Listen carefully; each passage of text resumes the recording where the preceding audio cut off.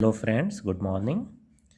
आज हम इन्वायरमेंट के एक बहुत ही महत्वपूर्ण टॉपिक को बहुत ही संक्षेप में आपको बताएंगे। पॉपुलेशन इंटरैक्शंस मतलब भिन्न भिन्न जीव जातियों में किस प्रकार की अंतःक्रियाएं होती हैं, उनके बीच में किस प्रकार के इंटरैक्शंस होते हैं और किस प्रकार के इंटरैक्शन से किसको फ़ायदा होता है और किसे नुकसान होता है, ये हम देखेंगे। ठीक है, काफ़ी संक्षेप में देखते हैं। देखिए, अगर दो स्पीशीज़ हैं जिनको हमने स्पीशीज़ ए और स्पीशीज़ बी का नाम दिया, दो तरह की जीव जातियाँ हैं और नेचर ऑफ इंटरेक्शन हम यहाँ पे म्यूचुअलिज़म को लेते हैं। म्यूचुअलिज़म का मतलब ये है कि दोनों को फ़ायदा हो रहा है, कोई ऐसी अंतःक्रिया उनके बीच में हो रही है जिससे पहली स्पीशीज़ को भी फ़ायदा हो रहा है और दूसरी स्पीशीज़ को भी फ़ायदा हो रहा है।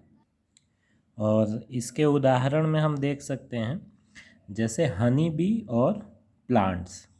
तो हनी बी क्या करती है, उसको प्लांट्स के जो फूल होते हैं उनको वहाँ पे जाके उनके पराग को लेती है और पॉलिनेशन की क्रिया करती है, परागण जिसको कहा जाता है। और उसके द्वारा जो पौधों की संतति है वो आगे बढ़ती है, मतलब उनमें वो प्रक्रिया होती है आगे बढ़ने की, मतलब लैंगिक जनन, सेक्सुअल रिप्रोडक्शन को आगे बढ़ाता है ये परागण। ठीक है, तो उसमें सहयोग करती है हनी बी और हनी बी को उससे मिलता है भोजन। ठीक है, जो फ्लावर पे इंटरेक्शन करती है।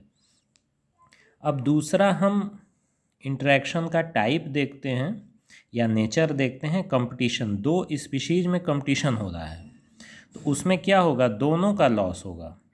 म्यूचुअलिज्म में दोनों को फ़ायदा था, प्लस साइन का मतलब ये है बेनिफिट और इसका मतलब है कि माइनस का मतलब है लॉस, तो दोनों का लॉस हो रहा है।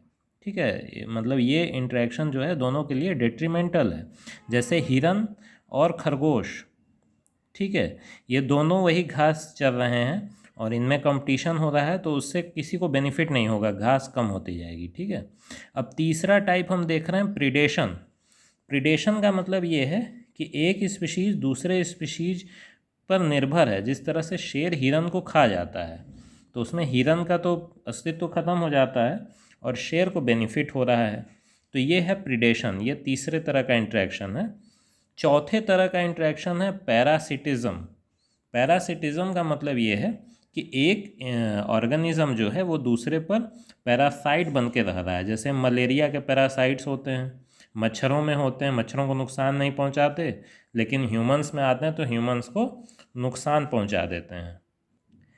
पीएफ मलेरिया तो आप जानते होंगे कितना खतरनाक है। मूलतः ज़्यादातर पीवी और पीएफ टाइप के मलेरियल पैरासाइट्स जो है भारत में देखे जाते हैं, और जिसमें से पीएफ बहुत डेडली होता है। उसके पैरासाइट्स जो है दिमाग तक चले जाते हैं और लोगों की मृत्यु तक हो सकती है अगर उसका सही समय पे इलाज ना किया जाए। तो इसमें भी देखिए, जो पैरासाइट बन रहा है उसको तो बेनिफिट हो रहा है, लेकिन जो दूसरी स्पीशीज़ है जिसका वो पैरासाइट बन रहा है, मतलब जिस पे डिपेंड हो रहा है, उसका लॉस है।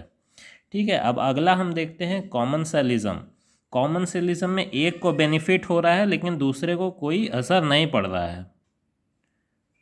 तो इसके उदाहरण के रूप में आप देख सकते हैं ट्री फ्रॉग्स, जो पेड़ पे रहने वाले फ्रॉग्स होते हैं यानी मेंढक होते हैं। तो वो पेड़ों से आश्रय लेते हैं, पेड़ को कोई फ़र्क नहीं पड़ता चाहे मेंढक उस पर आश्रय ले या ना ले। ठीक है, इसी तरह से इग्रेट्स जो होते हैं बुफेलो पे बैठते हैं, मतलब कैटल पे बैठते हैं या बुफेलो पे बैठते हैं। मतलब जिस तरह से बगुले वगैरह जो भैंसें जब चरती हैं तो उन पे बैठ के उनके कीड़े खाते हैं। भैंस को बहुत फ़र्क नहीं पड़ता है, मतलब घास के कीड़े खाते हैं तो भैंस को कोई फ़र्क नहीं पड़ता है, लेकिन बगुले को उसका आहार मिल जाता है।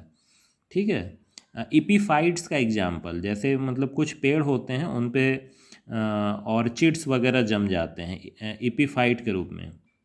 ठीक है, इपीफाइट का मतलब ये होता है कि एक पेड़ के ही किसी ब्रांच पर या उसके ब्रांच के जो जोड़ वगैरह पे एक दूसरा पौधा निकल आना, उसको इपीफाइट कहते हैं। तो ये भी कॉमन सेलिज्म का एग्जाम्पल है कि वो उससे शेल्टर ले रहा है, मतलब सपोर्ट ले रहा है, लेकिन पहले वाले का कोई उसमें न फ़ायदा है न नुकसान। ठीक है, अब लास्ट एमेंसेलिज्म, ये लास्ट वाला, इसमें एक को कोई फ़र्क नहीं पड़ रहा है उस इंटरेक्शन से, लेकिन दूसरे का लॉस हो रहा है। ठीक है, अब देखिए किस प्रकार से।